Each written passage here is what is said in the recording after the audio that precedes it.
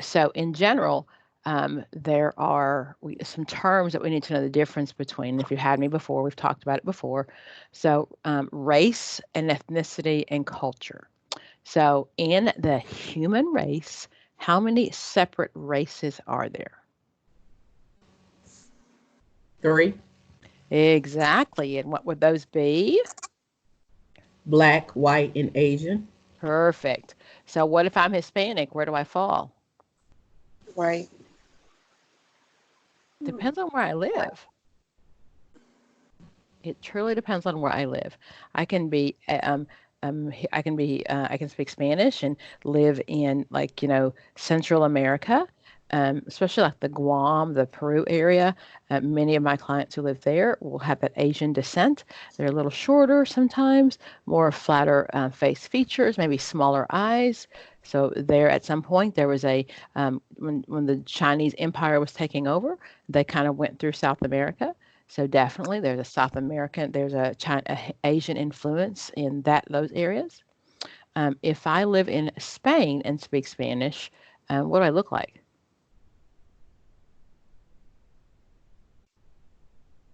Usually just white. Europeans are just white. Okay. So if I live in like the Dominican Republic, so if I live in Honduras, many of those countries, then my skin is dark. Okay, so that's kind of what we look at is your race is based on your genetic background as well as your skin color. So that makes sense of when they dig up those dead bones on TV or the bones and there's no skin left and they'll say it was a petite Asian female. That's because we know that just because of the bone structure, even though the skin is missing. So remember when it talks about racism, it really is only judging me about the color of my skin. Now, there are people who are the same race as each of you, but don't have the same ethnicity. Okay, so my race is black, but I'm African American. That's my ethnicity. That's my culture. There are lots of people who are black who live in, who speak Spanish, who speak French, who they have a very different culture than I have. So there are lots of people throughout the world that probably look just like you. However, that's a different culture and maybe the same race. Just some things to know in general. Okay. So there are some terms that we talk about the racial identity model. If I haven't sent you that, I'll put that in the chat box. The racial identity model is really kind of how we learn to kind of identify who we are.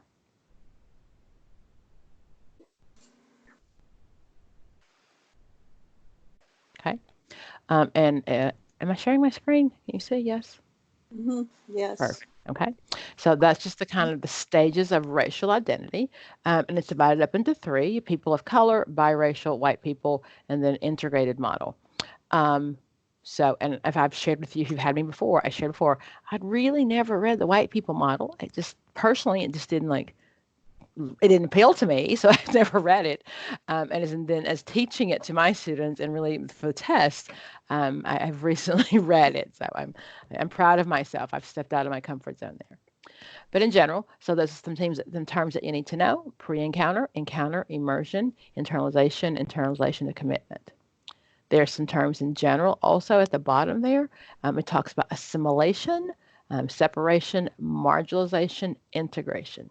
So in general, when I assimilate, I value the majority culture over my own culture. So if I have come from Asia and I'm a 12-year-old Asian boy and now I'm living in the United States, then I'm more than likely to assimilate. I'm going to act like the other white kids or the other kids in my class. I'm going to assimilate, let go of much of my own culture and assimilate then.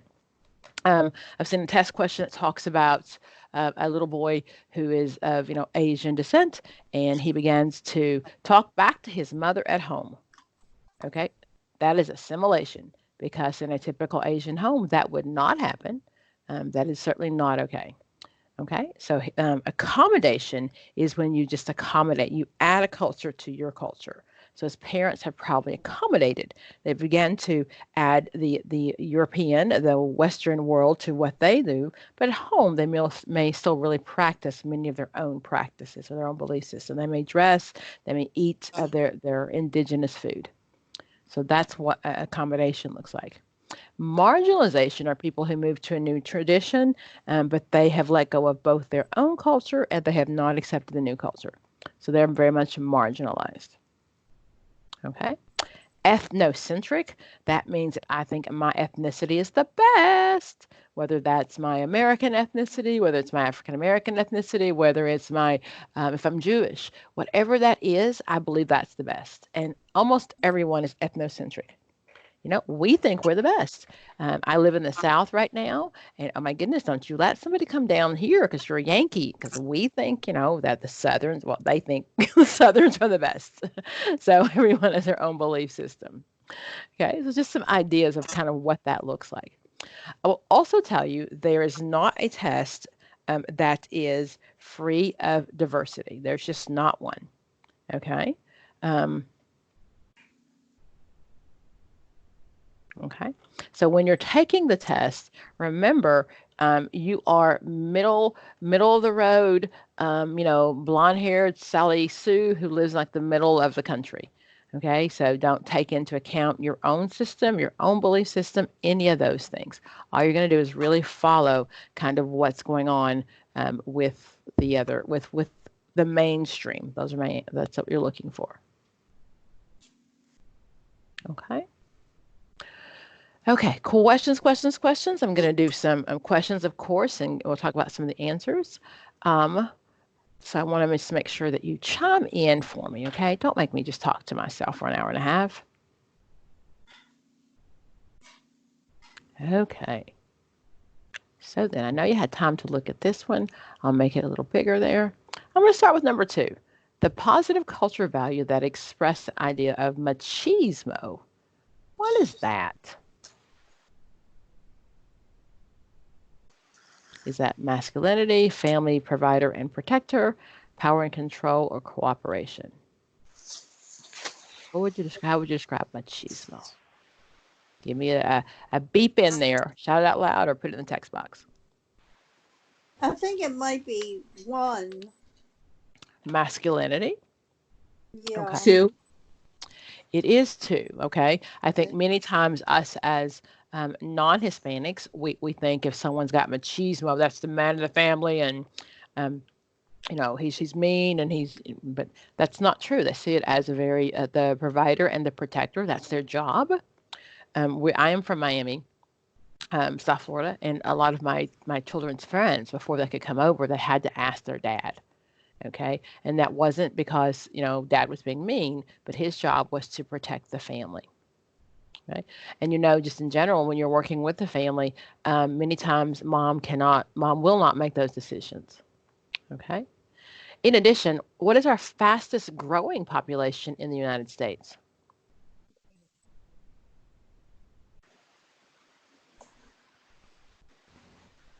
Yes, you're right. It's our Hispanic population. Okay. Lots of different reasons.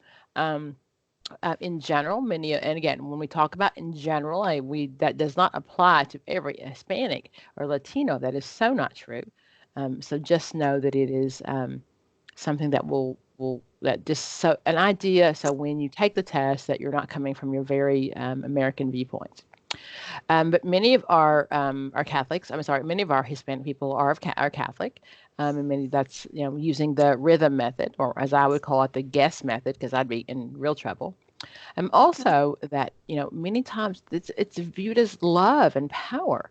Americans, we would rather have the big house with 2 children, and many of our Hispanic families would rather have the small house with 10 children.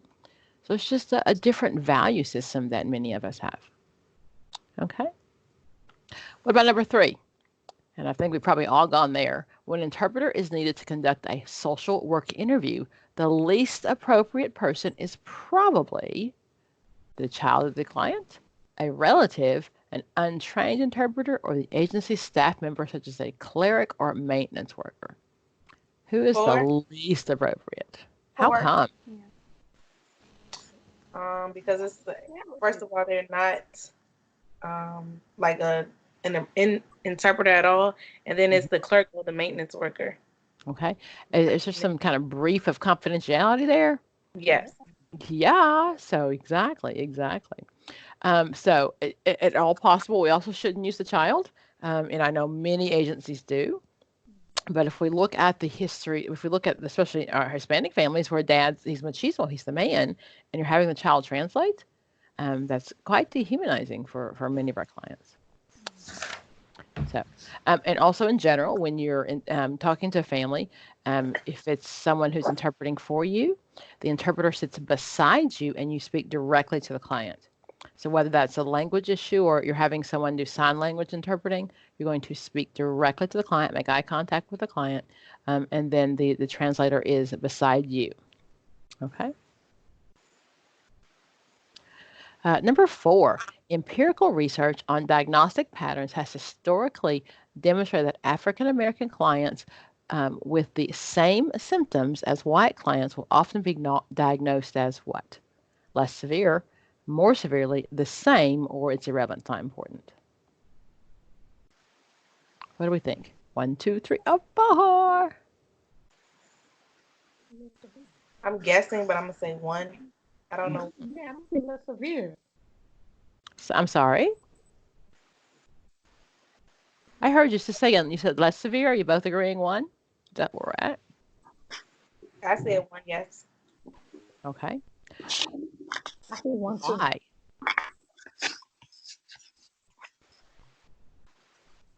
It's more severe. So with the same diagnosis, I'm sorry, the same symptoms, African American clients are most often with giving a more severe diagnosis.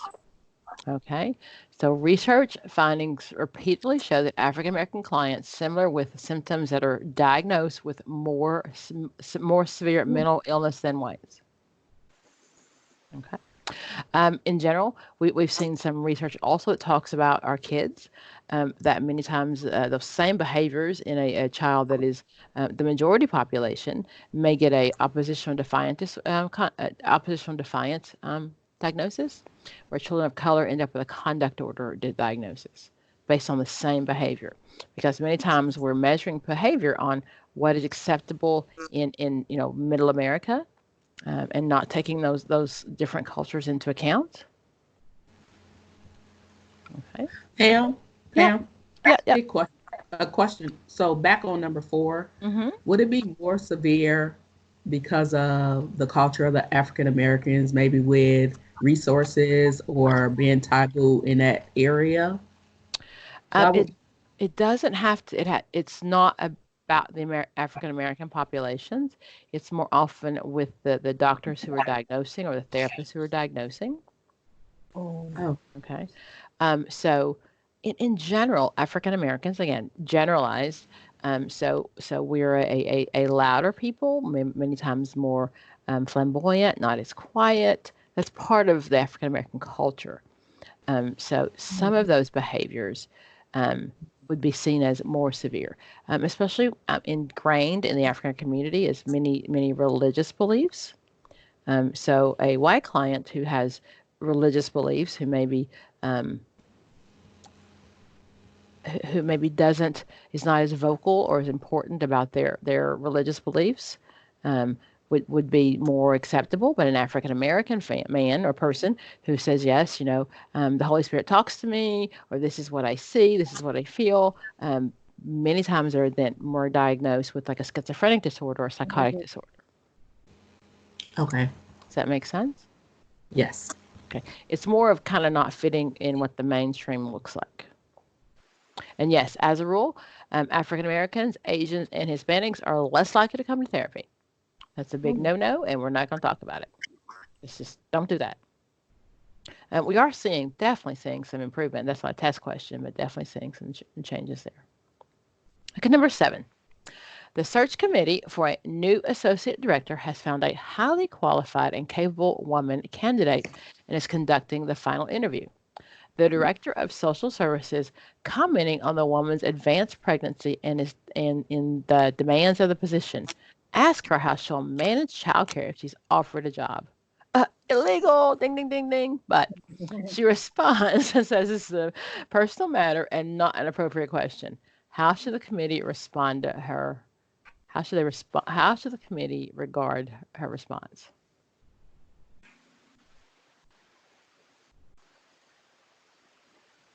What should they do?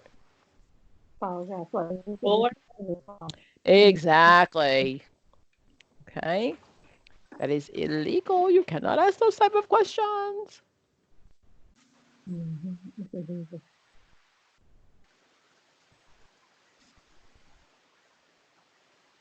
Okay. Number 9, the Community Health Service has difficulty attracting undocumented local Latino residents for services they clearly need. Many are afraid the staff will report them to INS, resulting in their deportation.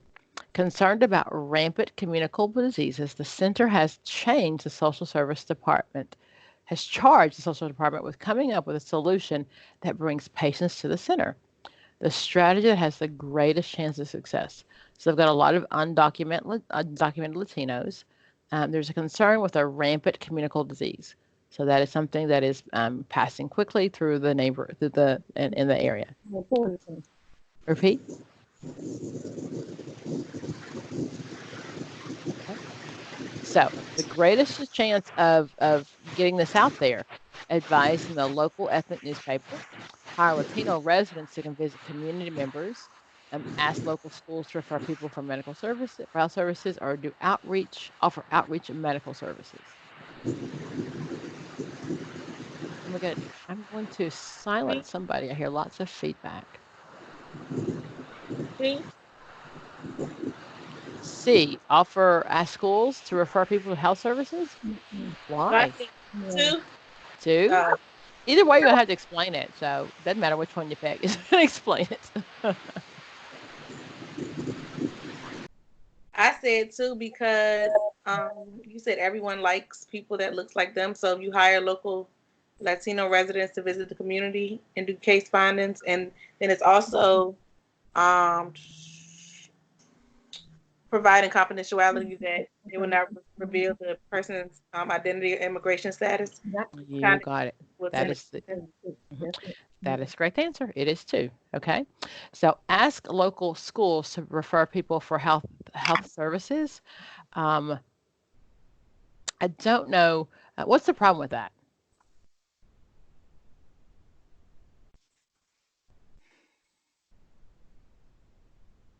Okay.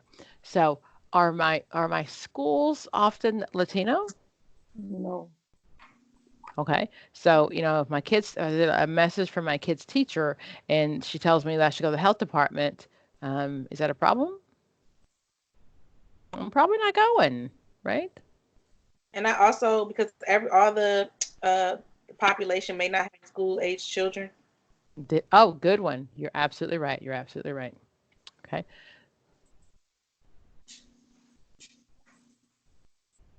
Number 10. The mental health agency learns that a local landlord refuses to rent apartments to African Americans. The board decides to take action on behalf of several clients who have been refused housing. The best strategy is to, okay. So while this is a cultural question, it is also one of my community organization questions. What do I do?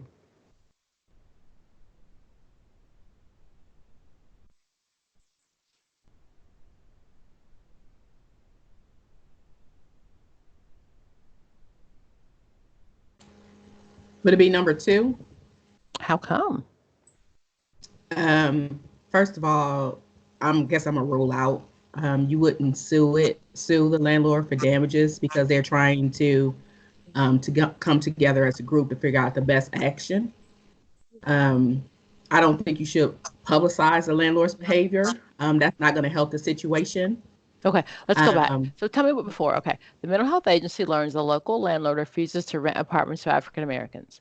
The board decides to take action on behalf of several clients who have been refused housing. So tell me again about, what did you say about 3? I wouldn't want to sue because? I don't think that'll be the best strategy at first. Okay, I didn't hear what you said. Okay. That's not what I said, but that's okay. what I think. I just didn't, and I wasn't trying to, I just didn't, I needed to clarify that. I didn't say that at first. I just don't think that'll help the situation at the very beginning, the best strategy of the 4. Okay. I don't know. I just said 2. I don't. Okay. organize a demonstration to protest the landlord's action. Okay. Tell me why. I knew you was gonna ask me that. Yeah, of course. That's right. I ask you. It You will just know sounds why bad. when you pick a question. All the four that's down there sounds the best. Okay. So let me back a couple of things. Okay. So it's a community organization as well as to remind you of what the board does. Okay. So the mental health agency, their board of directors, what does the board of directors do for an agency?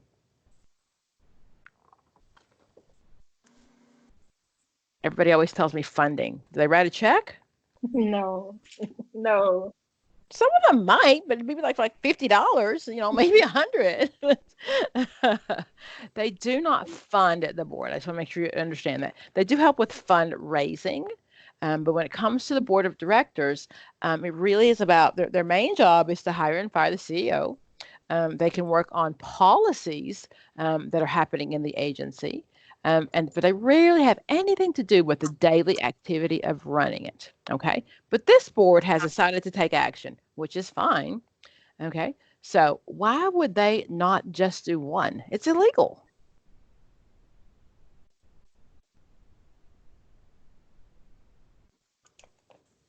Yeah, the same way. That's the answer. It's illegal. It's illegal. Let's just use the laws that they currently have and do something about it. Okay. So when it comes to social action, social planning, this is a social action question. Okay. Unless it says that the clients do not want to take legal action, when it's clear discrimination, we're going to just use the laws that are currently on the board, on the books. You can't do that. Okay.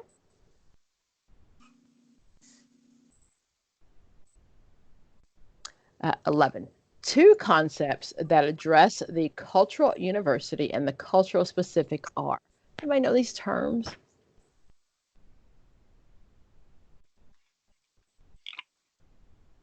Have you ever seen these terms ever in studying? Okay. It's 3. It's ethic and emic. So if I'm coming from an ethic viewpoint, then I look at the universality. Okay. That is not a good viewpoint when it comes to understanding the nature of cultural differences. Universality means that everybody's the same. So if I'm in a group session and I'm getting a client to understand that their problems happen many times with lots of people, it's okay to use universality. Wow, you're not the only one that's done that. However, when it comes to diversity issues, I do not want to treat everyone the same. I have to understand that everyone's diversity, everyone's difference really, really matters. So then, emic is culturally specific. Okay, and ethic is I treat you universally. Okay? There's another term called cultural encapsulation, and what that means, it really is that I am going to understand I only see the culture from my viewpoint. Okay? So I see people on TV who are rioting, who are trying to, cross the wall and get into the United States, and I'm thinking, oh, those people, I don't understand because I only see it from my viewpoint. An emic viewpoint would say, wow, a mother who's going to go all this way and travel this far to get her babies in the country must be really difficult. Okay, so cultural diversity is what we want to do and really understand. The theory that most of us grew up with was that we want to live in a melting pot. That is not what we want now. We want the salad bowl. We want everything to be different. It's great that the tomatoes are crisp and green, or red. I'm sorry, red, and the lettuce is green, and the onions. So it's different. We want that because together, all of those things make an amazing salad. Okay.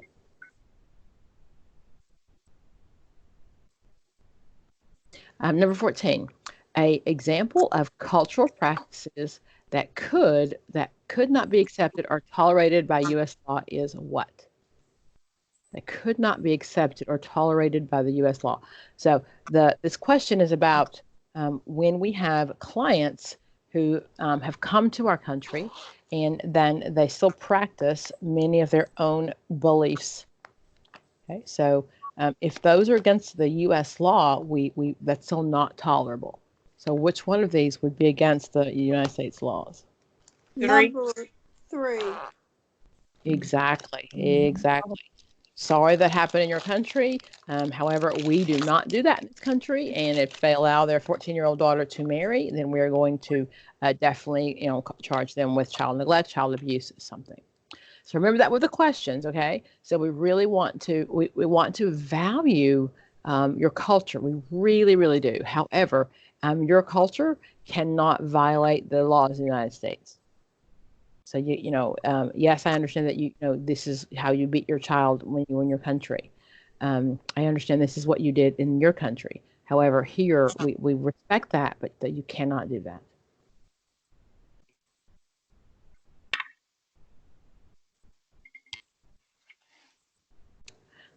17. Which of the Latino nationalities below speak Spanish as a first language and can work in the United States without a green card and enter freely and leave the United States at any time? Who 1, is that? Why? because Puerto Rico is a part of the USA. Yes, it is. They're U.S. citizens. Exactly.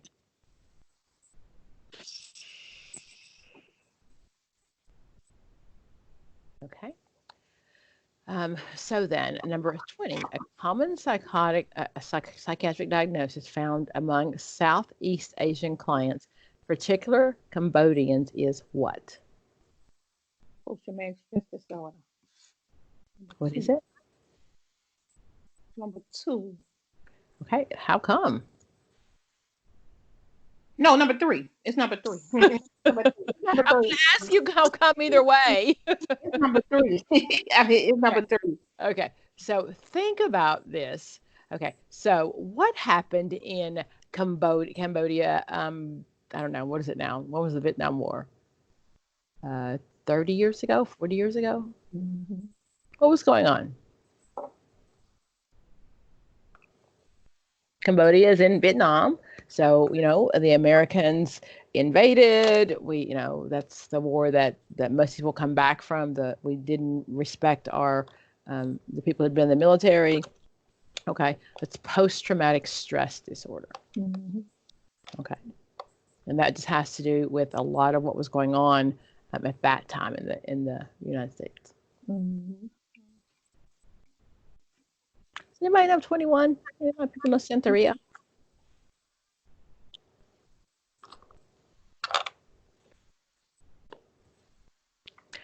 It is not only a Latino client, it is also many of our people from the Caribbean. They'll practice Santeria, and it's many times passed down through slavery, so it's pretty much a really a Caribbean thing.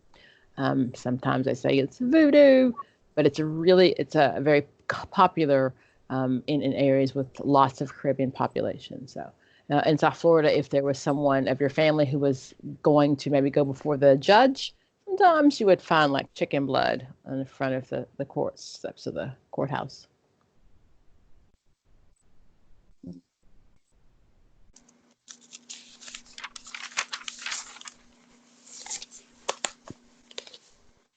What was the answer for that? I'm sorry. Santeria. Oh, okay. Let's just talk a little bit about some of those culturally bound syndromes. Has anybody seen any of those?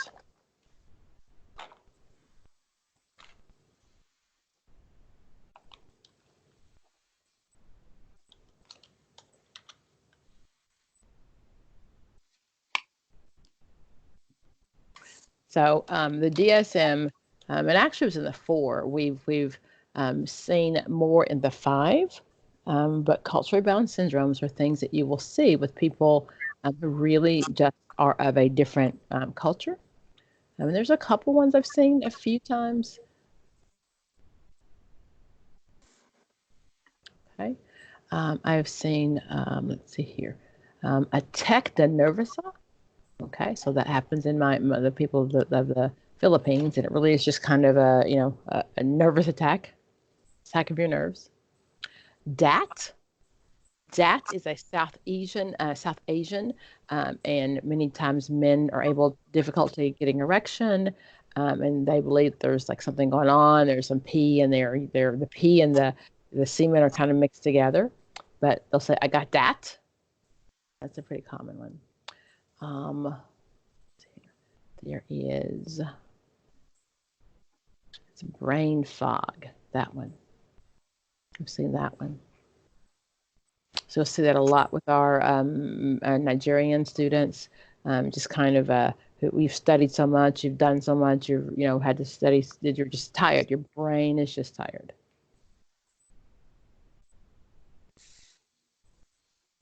This one, running amok. A sudden mass assault against people. People or objects, usually by a single individual, following a period of brooding that has been traditionally. Oops.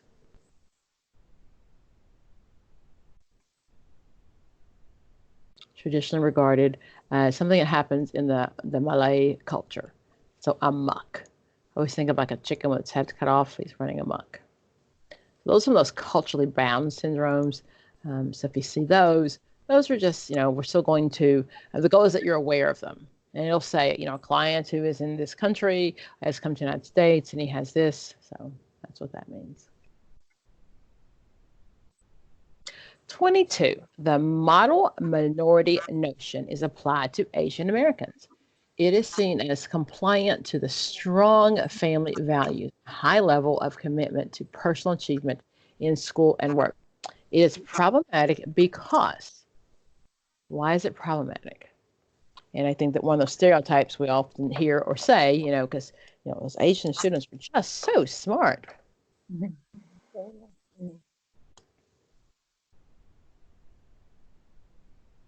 So what's my answer there, guys?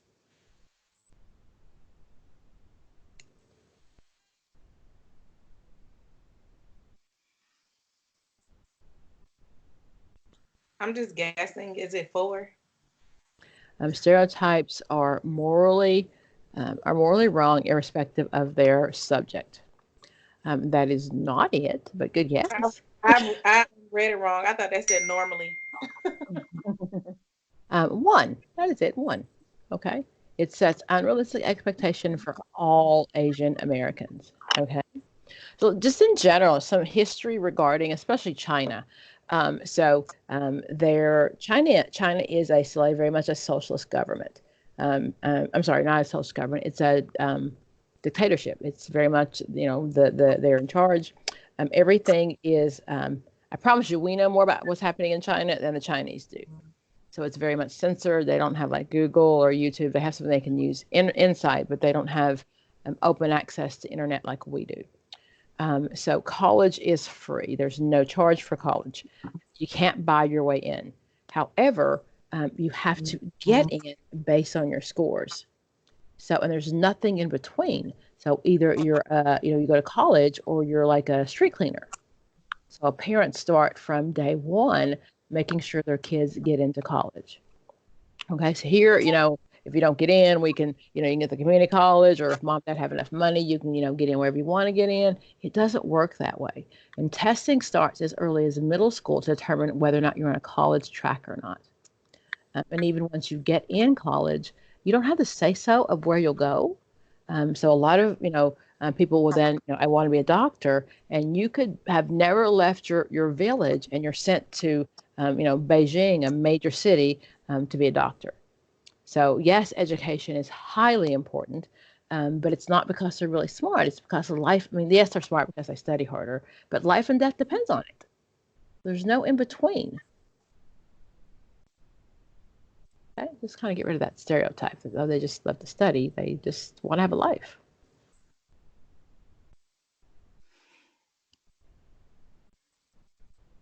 Number 25, to encourage reluctant patients from third world countries to adopt Western health methods and reject unhelpful traditional medical practices, what should they do first? It's a first question, remember?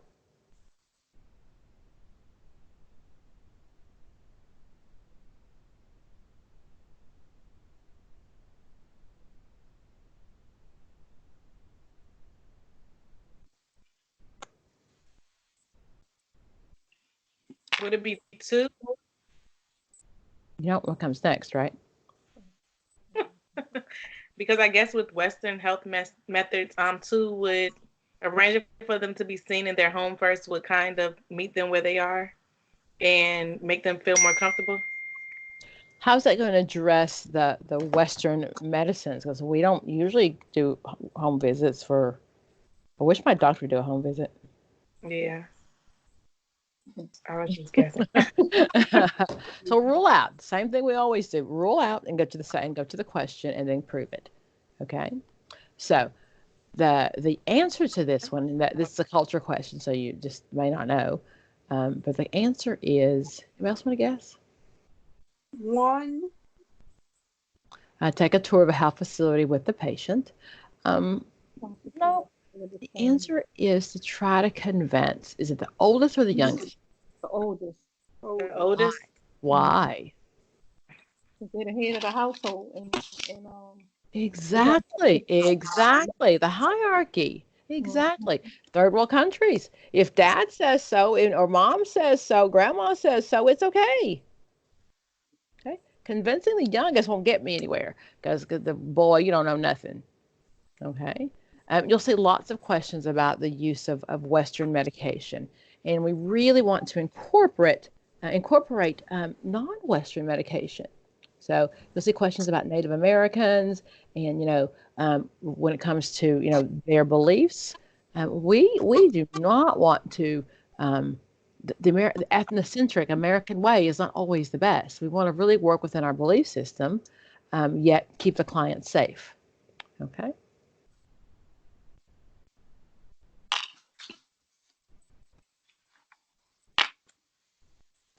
We just talked about 28 culturally bound syndromes found in the appendices of the DSM-5 are what?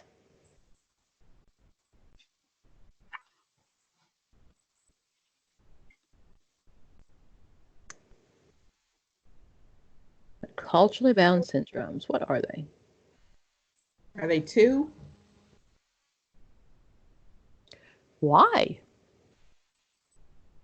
I guess going back to that website you just showed us with some of the different things, I just figured those are the behaviors with different ethnicities. Got it. And that always makes sense. Okay, they are not rarely found. They really are quite found often. Many times we don't recognize it, but we live in a country where we have lots of different belief systems. Okay, they're very useful to the practitioner. Okay, I'm sorry, are not useful to the practitioner. They are useful to the practitioner. And then so it's two. That's the definite answer. Okay, and I told you about AMOC. So AMOC is a culture bound syndrome working with associated with what population?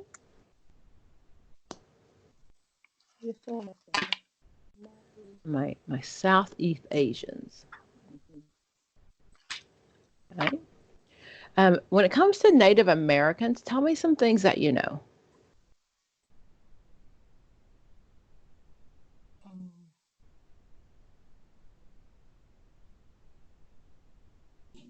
I'll use direct eye contact. Yeah, exactly. Many of them, that's disrespectful, very disrespectful. They are the poorest people in our country. And they do live on, it's a sovereign nation. So that's why they're allowed to build casinos, but we don't have any say so, any rights of what happens on that their property. That was kind of our way of giving back after we took all the land through the Trail of Tears, of course. What's that rule about if a child comes into custody that's a Native American? Something about children. You have to do something. I'm not sure. Is it the one where you have to look for their tribe? You do.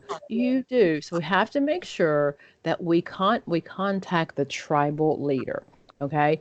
And even if we can't contact their tribal leader, we're still going to contact a tribal leader in that area. Okay. So this is their children belong to them based on history.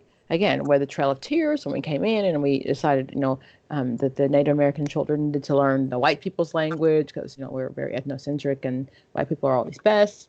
They lost their language, so we're not doing that. So if a child comes into custody, that is of Native American or First Persons, we see that, descent, then we're going to contact the tribal leaders. Okay. Many times they believe that they are two-spirited. That is kind of have both feminine and male aspects of the personality. Okay, not a bad thing. It's just kind of a part of their belief system. They also really believe that, and anyone feel free to, if you have more real information than I do according to the text, feel free to share, please.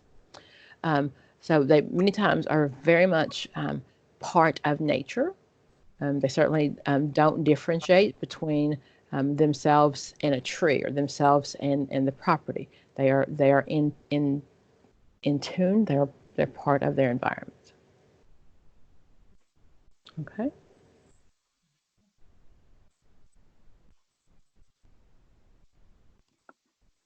Number 33. A positive negative countertransference response when the practitioner is of the same ethnic group of the client is a tendency to what? You're the same ethnic group of the client.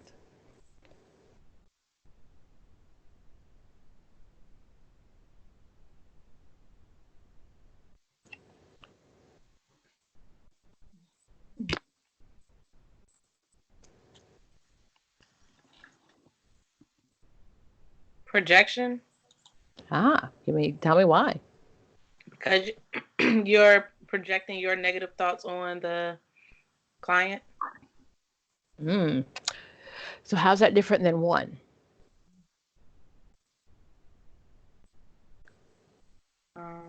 Over identification and blaming the client for his or her difficulties.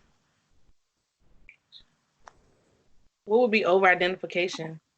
That we not only identify them, but we over-identify with them. So many times someone who looks like us or speaks like us, we can identify, we identify with, but over-identification is more than just a little bit. Many times what happens is we think, well, I made it, how come you didn't? You look like me, we're the same background. I made it, how come you didn't? Or you make all of us look bad. So that it's number one. Okay, so many times the not looking at all the institutionalized racism or all the things that happens, the cultural differences. It's kind of you've got someone who looks like you, so you've got some countertransference. That's okay. That's the therapist having feelings, and then you blame the victim because I did this, I did that. Okay. Look at 35. The Evergreen Counseling Agency has been serving the community for 50 years with traditional mental health services. The board and staff are largely white, middle class, well established. The continued growth of a very large Latino community has altered the community, but Evergreen has not changed. Client referrals have dramatically declined, and the agency's future seems dim. What steps should the board take to respond to the new situation? What should they do?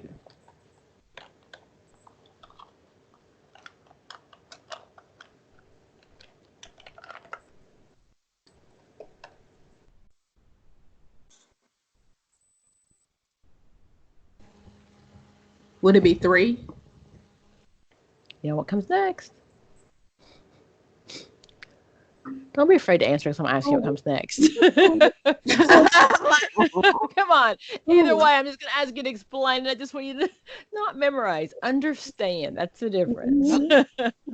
I guess the reason why I put that is because in the question is saying that the continued growth is the large Latino community, and the board has mostly, and the staff are largely white middle class.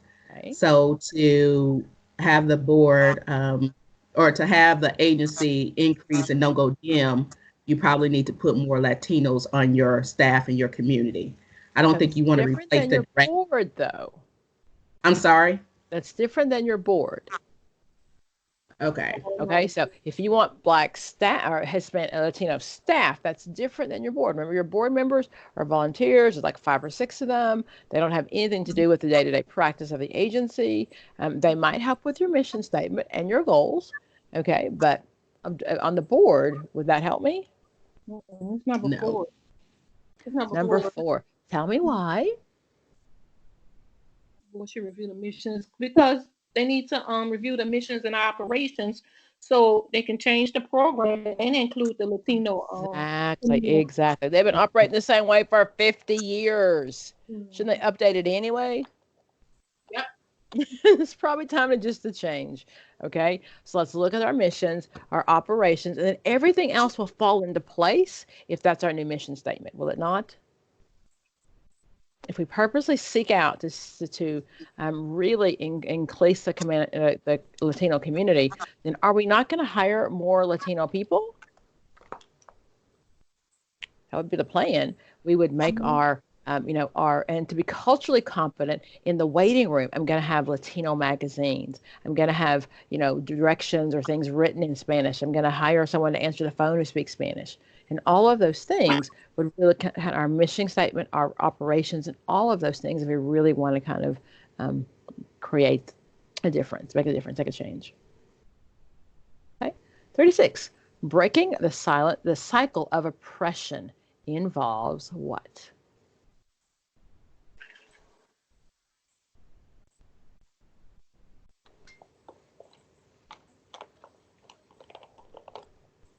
Cycle of oppression.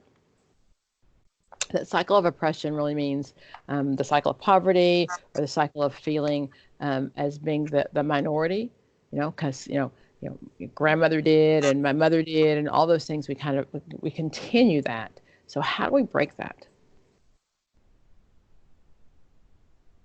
Number 3. Okay. Active reflection, confrontation, and transcendence. Explain.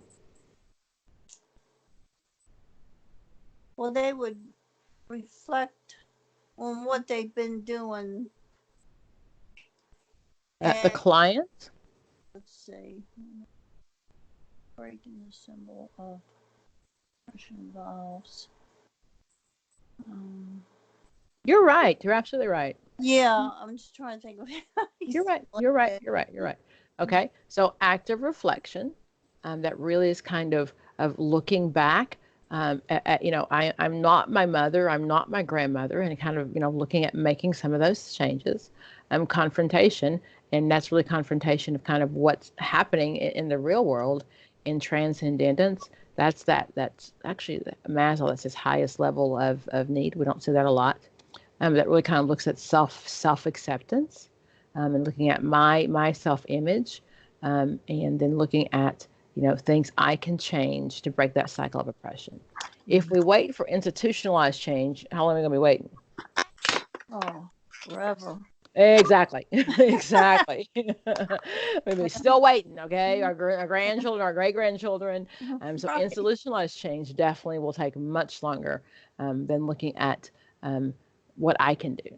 And that's not blaming the victim. It really is kind of looking at what I can do.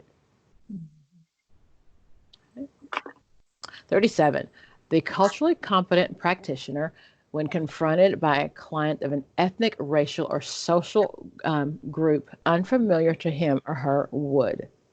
What am I supposed to do if I'm unfamiliar?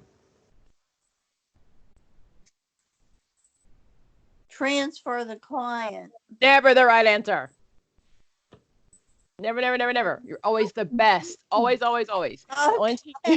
But hold on. Seriously, though, for all of those questions, you are the best. You're absolutely the best. The only time you ever transfer a client if it's totally out of your scope of practice. Okay? Okay. You are the best social worker ever. Okay. Would it be 1 or 2? It's one. It's one. Actively seek knowledge. That is my job to know. Will I ever know every culture? No. No. There are like cultures that I'll never have any idea. But if a client comes in, well, is it my job to learn? Yes. Yeah, I have a question. The reason I said 2, I don't know if this was my someone that did tutoring or supervising, when you said she was a 7-day advances and you didn't know much about it, but you said that I she did taught you Uh-huh. a lot? Yeah. But okay, What? so I didn't expect the client to teach me. I just asked her. So there's no expectations on her part that it was her job to teach me. It was my job to understand. Does that make a difference? I understand. Yes. So, and if you haven't, so I had I had an intern, and she was 7-day Adventist and Korean, and I knew nothing about either. Just not a clue, not a clue. And she'd never gone to public school. And I was working as a school social worker in a inner city black school. So in order for me to supervise her, I needed to learn. I just needed to learn. So we talked about, I was very open and upfront about, my lack of knowledge. She, and I would just ask her, not in addition to asking her, I did some of my own research. And then I would just say, what's this mean? And she brought me books. She'd bring me things. We would kind of openly talk about it. It's my job to ask. And most people really enjoy talking about their ethnicity. They're proud of who they are. So there's a difference in what are you, as opposed to saying, hey, can you tell me more about your culture? Tell me more about, right? So it was my job, and she was great enough to help me, but that was still my job. Okay. Thank you. Listen, in considering the unique practice needs of an elderly client, the social worker would not make which of the following adjustments to practice? Would not.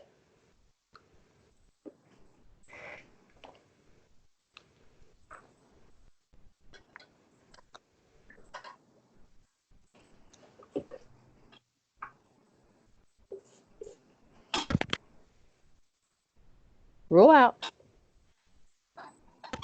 Would it be 4? Okay. And Okay. that is Now, correct. I know, It's correct. okay, so first of all, it's saying an elderly client, and with an elderly client, you don't want to be aggressive. Okay. With your advice giving.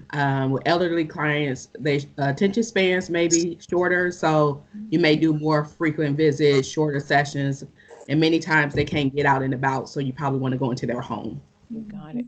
What's wrong with aggressive advice giving? Many of them are fragile anyway. And I guess that's just seem like you may be forceful onto them. Girl, I live 84 years. Don't be trying to tell me nothing.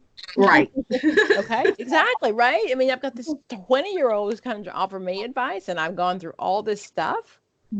So really, that's disrespectful. That's just kind of saying that you've, you know nothing. So we really want to just be very respectful of the fact that our elderly clients have, much to offer. So, and remember, when I'm one of those elderly clients, to be sure and treat me nice, okay? Remember all the times I tutored you when I'm older. Number 40. Let's do number 41. When referring a recent legal Latino immigrant client for public services, the social worker should.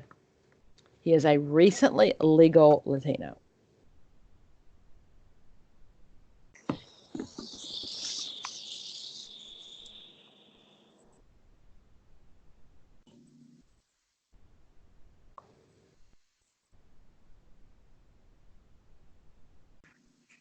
Two. Wow, okay. Okay, that is correct. Just tell me why. Determine other because you don't even know they're legal. Just It is. Yeah, It just says it's legal. recent doesn't mean anything, and you got to figure out what their needs are to determine if they're eligible, and then help them advocate for them.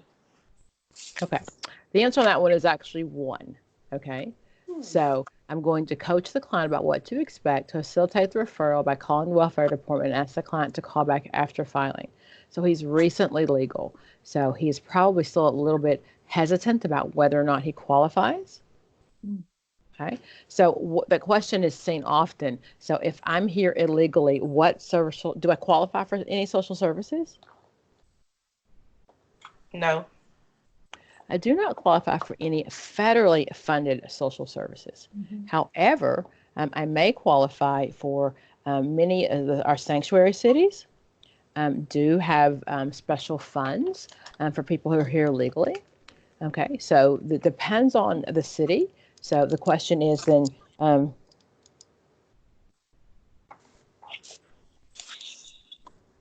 okay, so the question is then, what do I do with them? Okay, and I want to respect the fact that they're here legally. So I'm sorry, illegal. If they're here illegally, I'm going to then make sure, I'm going to find out because there are some services that they will qualify for. And of course, their children who are born here would qualify.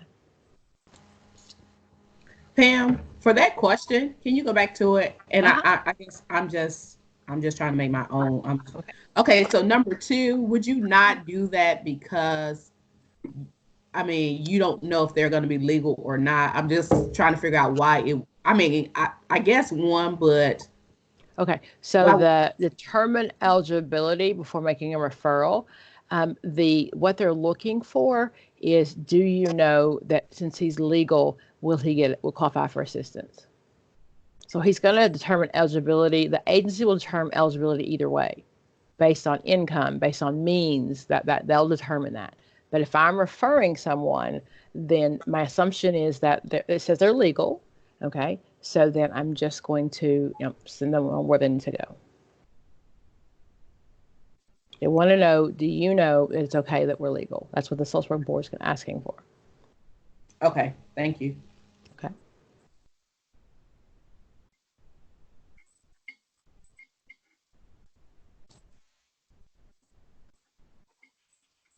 About number 45.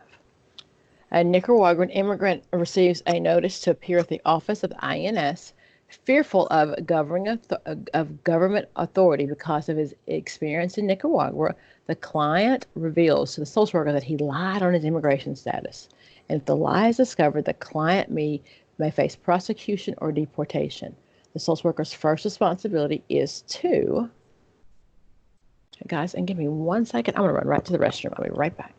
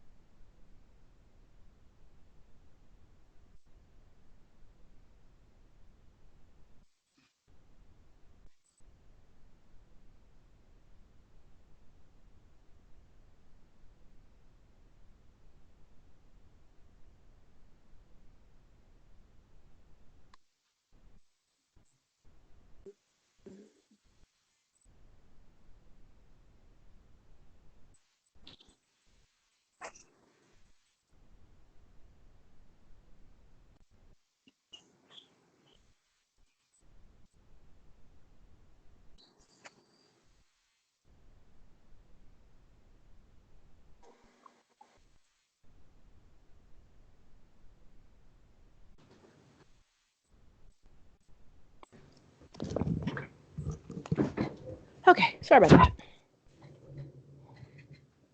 So 45? Number 4. That is correct. How come? Well, it says in the stem that if it's discovered that he's lied, he would be face being deported, and so there might be some alternatives, hopefully. Okay. And if he employs a lawyer, they could pursue some ideas that might help him. You got it. You got it. And is that my role? Do I know what to do do I know enough about deportation laws or INS? Oh no. Not at all. And again, remember the assumption is even if you do know that your little Sally, who's just graduated from college and she's out in the middle of nowhere. Okay, so even if you do know, we're going to assume that you don't. And why not just rat him out? Because then he'd be deported. So what do we tell in the session? What are things that we have to tell?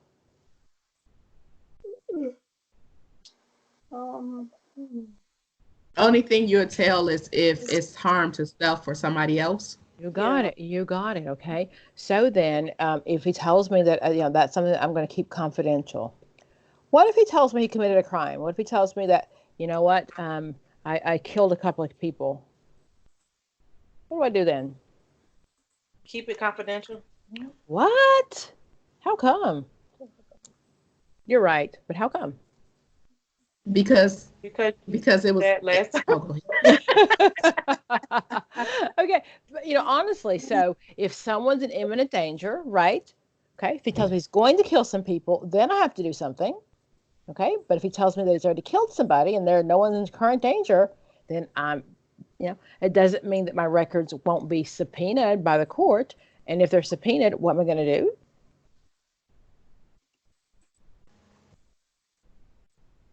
What are those steps of the court order? Say louder, second. You're right. Just keep going. You're gonna try to protect your client. You're not gonna. You're gonna try to keep the record sealed. I sure am. Okay, so no matter if he did something deplorable that I don't agree with, he is still my client, and my job is still to protect him. So the word privileged communication, that is only a legal term. So I'm going to say, Your Honor, this is privileged communication between my client and myself. And I'm going to say, please, I'd like for you to withdraw the order, make it go away. I'd like for you to limit the scope to make sure that you only get what you need. And Your Honor, please seal the records. I'm going to treat him like I would any other client. Okay. One other thing, though, that in reading the Code of Ethics this weekend, one of the things that I realized is when the question talks about your testimony, then you are going to seek legal consultation first. Okay? If it's asking about your records, you're going to show up with your records. However, if they're asking you to come and testify or they're asking for your testimony, you're going to make sure that you seek legal counsel because that's you, not the client. So you want to make sure that you're covered. That makes sense? Mm-hmm. Okay.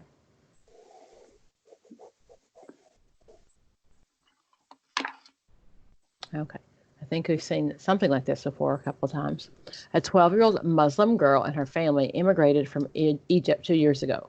The girl was the social worker that the family is arranging a marriage to a 40-year-old man with a similar cultural and religious background. The marriage will take place within 2 weeks at a local mosque. The girl has been living with her husband immediately after the ceremony. The social worker understands the early arranged marriages are part of the family tradition and are not considered unusual in Egypt. The social worker's primary obligation is to 3. Okay, so I'm going to report it. Okay, because it's still illegal in this country, and I do understand. I understand the cultural, the expectation, but still, I have to report that. Number 1 is never, ever the right answer. So again, it wouldn't be on the test if it was do nothing. Okay? They wouldn't be asking you if it was do nothing. So.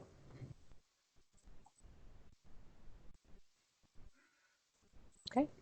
47. The wife of a Nicaraguan immigrant tells a community social worker that her husband is part of a group engaged in intensive financial fraud, violence, and robbery. On many occasions, her husband has physically abused her.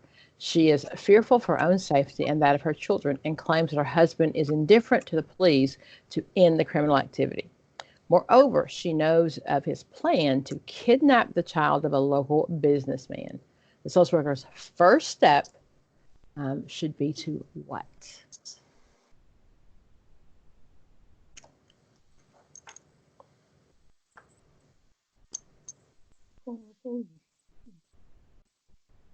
Come on, say it loud. Inform the police. Phone the police. Can I do that? Wait, let me go back. Okay, the husband. I'm okay. So if is someone in imminent danger, Kidnap a child of a well, they're planning to kidnap a child of a local businessman. Okay. So then, should I inform the police or should she inform the police? She's helping a woman to explain a woman's association. Okay. One.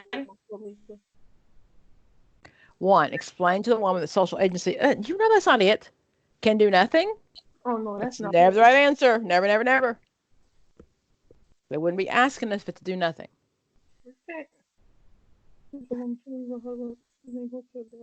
Three. Refer the woman to legal aid and suggest that she obtain an order of protection. Okay. Is she in danger? Oh, she's here for her own safety and that of her children, and she claims her husband is indifferent to her pleas to end the criminal activities. Okay. So then, it's a first question. However, my concern is safety, and not necessarily the safety of the client, of the person. The safety is of my client. That's my first step in helping the woman. I'm concerned for her safety. Okay. Okay. So what am I going to do first? It's going to protect her.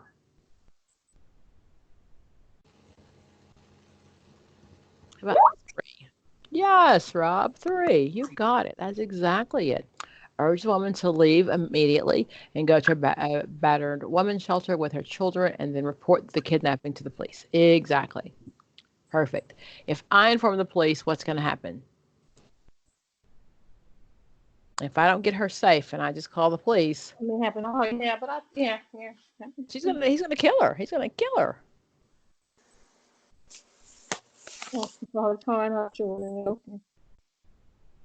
Okay. So those are my culturally competent questions.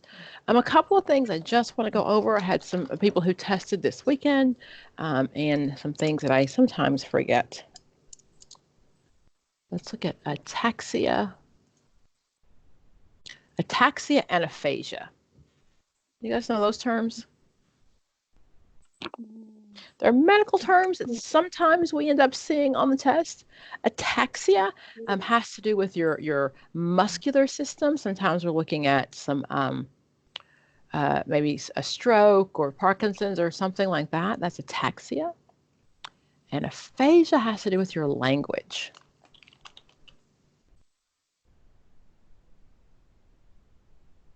It's your loss of your language.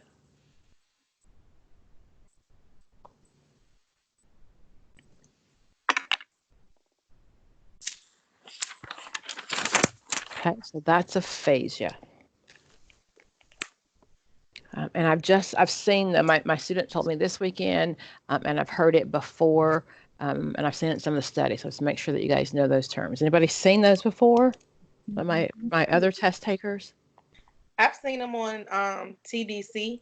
I don't recall seeing them on the test, but every time I do see them on TDC, I forget what they mean. They're never the right answer, but I forget.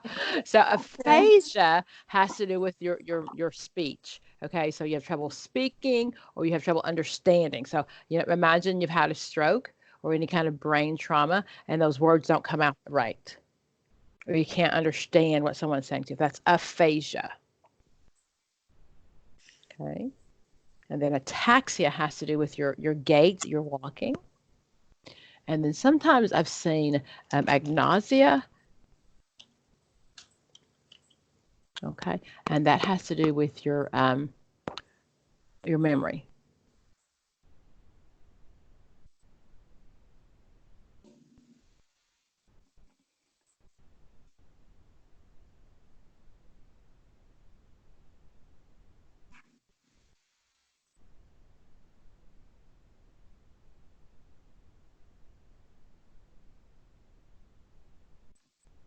So when they're on there, when it really comes to those neurocognitive disorders or neurodevelopmental disorders, or childhood disorders, that's my having some issues with development, my autistic ASD on the spectrum.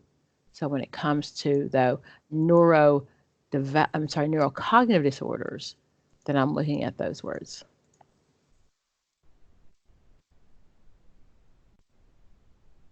Okay. So I'll put this in the chat box with just some of those terms. Aphasia. Okay. I haven't seen all of them. I've seen aphasia and I've seen agnosia, aphasia, and ataxia. Mm. If anyone's seen any different, just please let me know.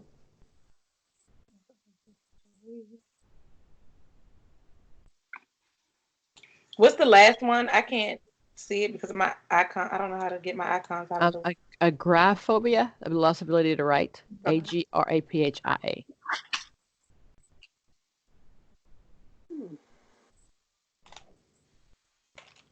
Okay. Aphasia, spontaneous speech. You're trying to obey all commands. You have difficulty remembering the names of things. Okay. So then I'll put that in the chat box. But those are those terms that I have seen on the test.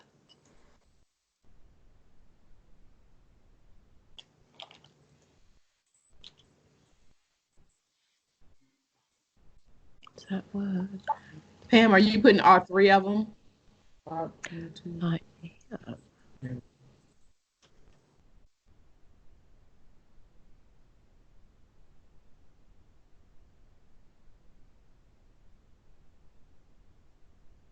Want my muck too?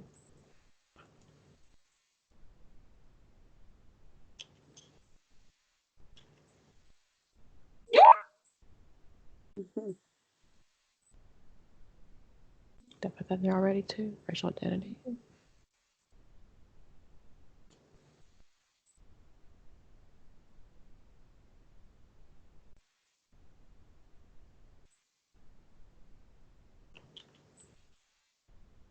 Okay. I'm gonna I just have a few minutes, but I'm gonna go over some research questions and do not freak out. Not allowed to. Okay. Research questions are just easy points. Okay, easy points. Those are just facts that will never change. So it's not any of those guessing of what it might be, just facts. So on my bell curve, I have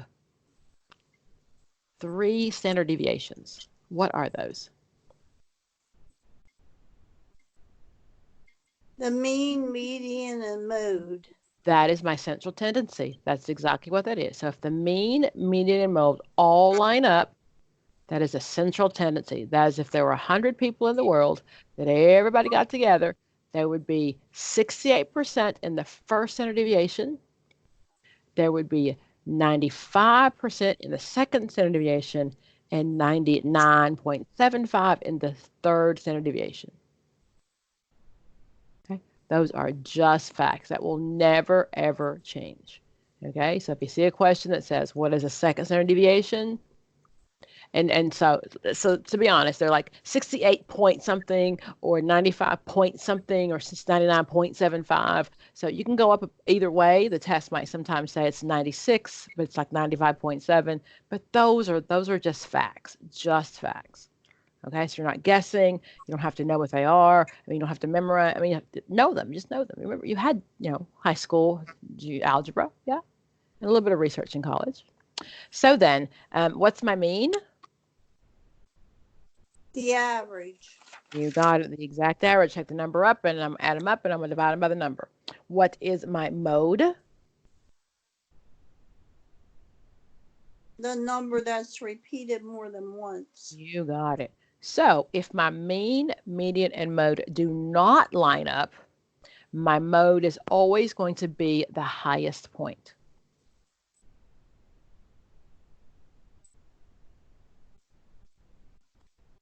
And then what's going to happen is if I have a skew, it's going to skew to the left or the right, depending on the number. Okay, so the assumption is if they don't line up, okay, mean, median, mode, that gives me my central tendency. Okay, so my mode is if they don't line up, then it's going to be a negative skew. If they're to the left of the mode, if they're to the right of the mode, there'll be a positive skew. And you don't need to know any more than that. I promise you, that's not an awful thing. It's just those are just some easy facts. Okay, so if it's skewed to the left, the numbers are negative to the left of the mode. The mode's always going to be the highest point because it's one that appears more than once. Okay. So how would a question be on a test about? I guess it wouldn't be would it be research? It would be, and they're usually pretty straightforward. There's only about 4 or 5 questions, and if anybody who's taken the test wants to share, there's only usually about 4 or 5. And this one really might say, so what is a negative skew? And all that means is the mode, they don't line up, and the mode then is the highest point, and a negative skew is always going to be to the left. So those are my like a number line. Those are my negative numbers. Those are my positive numbers. Okay. You'll get those questions about qualitative and quantitative. What are those? What's qualitative? Is the quantitative more about numbers? Quantitative it's a quantity, exactly. How many doctors prefer this? Okay, and my qualitative is what? More of, I say more wording, more maybe knowledge. Nope, close. I don't know. There are fewer numbers that you correct. However, it really is just a matter of how did you enjoy the experience? When you have left your doctor's office or called AT&T or called anybody and they say, could you please hold for a 1-second survey or 1-question survey? That's qualitative. All I want to know is what was it like for you? What's the quality? That's what I'm measuring. Okay. So where do like the validity and all that stuff? So you tell me, what's the difference between validity and reliability? I think reliability is just, is it reliable across the board? Okay. So what's more important, validity or reliability? Validity, because is that more accurate? Okay. I want things to be valid because what I want is it to be truthful. That's valid. Okay. So if you've had me before, I use the same example. So, if I go to the dollar store and I buy that dollar store pregnancy test, I pretty much want it to be valid, don't I? Right. Okay. I'm just saying the dollar store pregnancy test concerns me, may not be valid, but it could be reliable. It could tell me every single time that I'm not pregnant, right? It could be reliable. Reliable is consistency over and over and over again. So it could be reliable. It doesn't mean it's right. So reliability is over and over again, and validity is it giving me what I'm looking for? Okay. So then when it comes to the questions on the inside of the test, that's internal. Whether it's internal validity or internal reliability, it's looking at the inside of the questions. So when it comes to a question of bias, internal validity is where bias comes from. Because if I'm asking questions like this test that are very much part of mainstream America, if you don't read the test from that point of view, your answers will be different. So internal validity, internal consistency are the questions. External validity is whether or not I can give this test to someone else who studied the same amount as you and they get the same answer. That's external validity. Can it be generalized?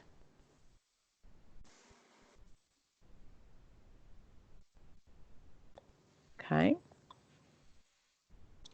When it comes to sampling populations, my probability sample are samples that if I'm looking for a group of 60-year-old men who have all experienced job loss, and I've got 500 in my pot, I'm going to pull from that pot. That's a probability sample because I've got these people that I want. I didn't pick them at random. They're probable. I want those people. I'm going to pick from that sample. Random sampling is that man on the street. I'm going to go outside and say, do you like Pepsi or Coke?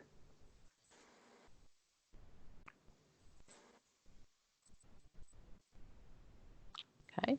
I always think that, just a few of those research questions, if you're missing by 2 or 3 and you get 2 of those right, because those are facts, they're just facts. So let's look at number 1, a correlation coefficient. All that means is I'm looking at the relationship between two items, 2 test items, two tests. The correlation is, do they relate?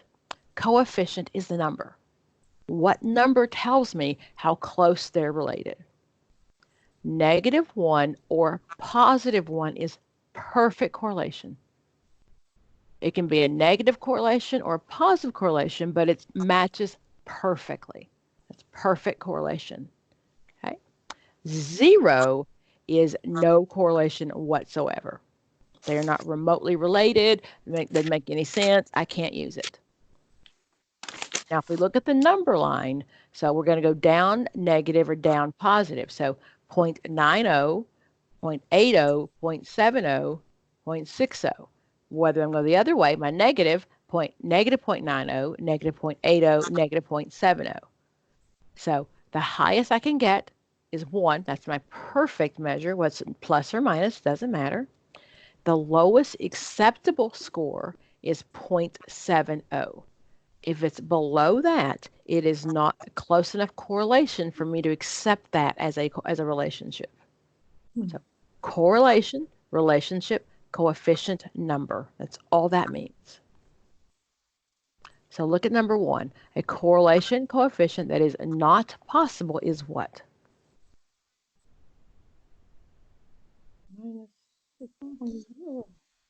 Say again? Number 2. Number 2 is possible. It's not acceptable, but it's possible. Okay. Even 0 indicates no correlation. So that's an option. So if the highest is 1.0, then 1.26 is not possible. That's just off my charts.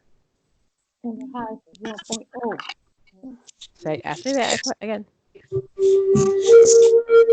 Oh, turn it down. Oh, okay. All right, the highest is 1.0. Okay.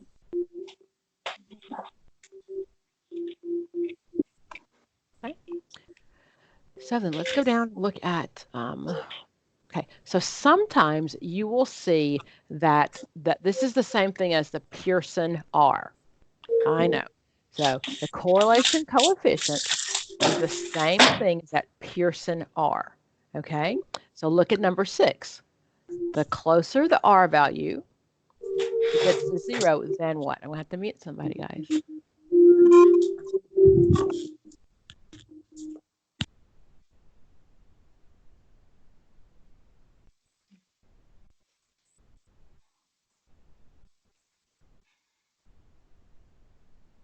Okay, so the closer the R value gets to 1, then what? The stronger the association? Yes, the stronger the correlation. Yes, they match perfectly. Good, good, good, good, good. So that's the Pearson R. Remember that back in the day. That is the same as my correlation coefficient. Exact the same.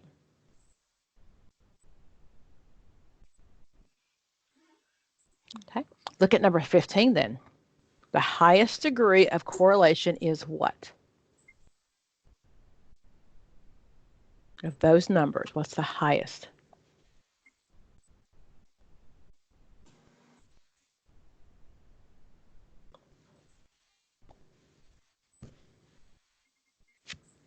Remember, I want the closest to 1. 4. Exactly. Perfect. If it were negative 0.80, would that be okay? For the highest degree? If it were negative, would it matter?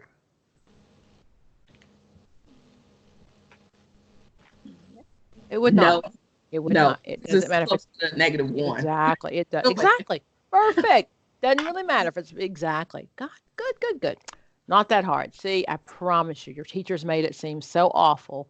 But there's some basic facts are just worth a few points that I think would, if you're close, make a difference. Look at number 16.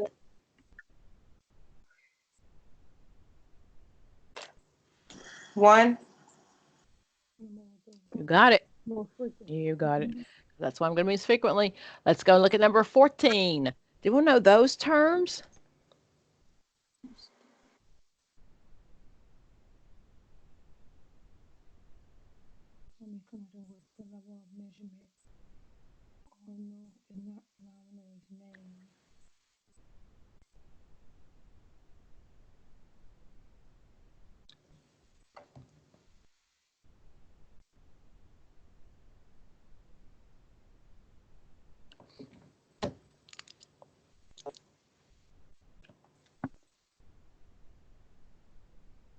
I think it might be one. Okay, so what are those terms? I think the ordinal are numbers in a row. Okay, first, second, third, fourth. Perfect. That's my ordinal. Okay, then what is an interval?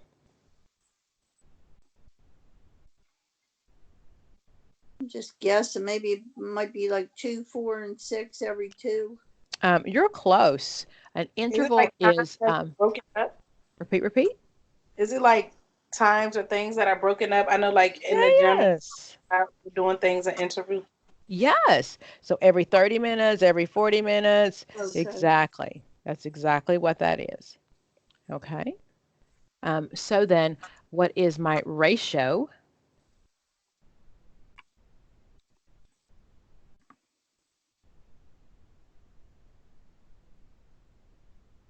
My ratio then is numbers.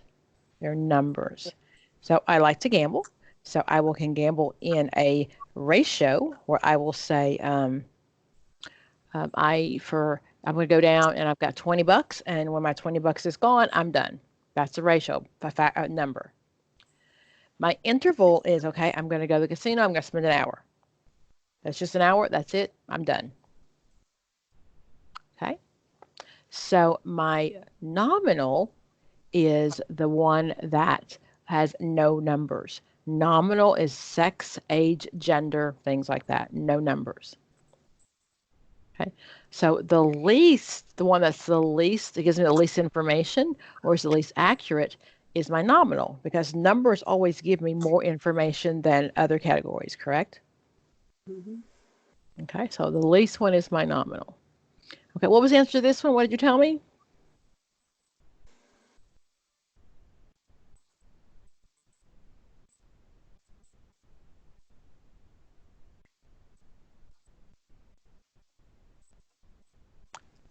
Number 1. So willing to spend more or less time commuting to work, that is probably an interval. That's time. That's a time. Does that make sense? Mm-hmm. Okay. One more thing, let me wrap it up. Tell me about independent and dependent variables. Okay, so I think if I remember correctly, is a dependent one is what you're using to get your outcome. So, for example, if you want someone to increase their grades, like a child, Okay.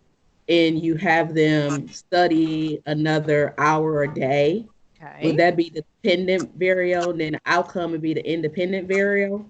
So what am I trying to increase? Their grade in a particular class. Trying to increase the grade. Okay. Well, can the grade increase by itself? It probably won't if you don't put something in place. Exactly. It can. So it's dependent. It's just sitting there. That's my dependent variable because it can't go up by itself. But if you give me an independent variable, if you add in some more study time, if you add in some, consequences if I don't study, all of those things are independent variables that will change my grade. Oh, okay. So the grade is the dependent variable because it's just out there. It's just sitting there. It's just sitting there. Do something to me. Just please help me. Okay, but then when you put something in place, whatever you put in place is the independent variable. And that will change the dependent variable. Got it. Okay, because the dependent variable can't do none by itself. It's just, oh, please do something to me, help me. So one of my clients uses the IV. That's like an IV goes into your body. So IV independent variable that your body's laying there. You may be dehydrated, something's going on. If I add an IV, then that's going to change that. So the body just sitting there can't do nothing by itself. What is the IV? The IV is the independent? Independent variable. That's what that stands for, IV.